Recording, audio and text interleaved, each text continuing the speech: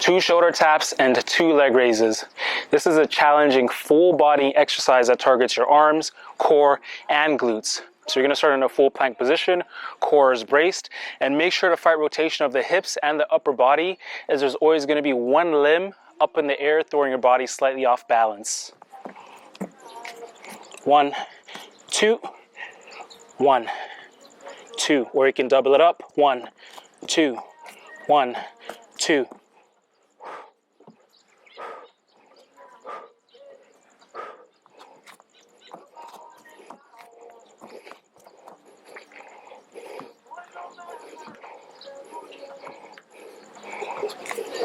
Make sure you keep those legs straight.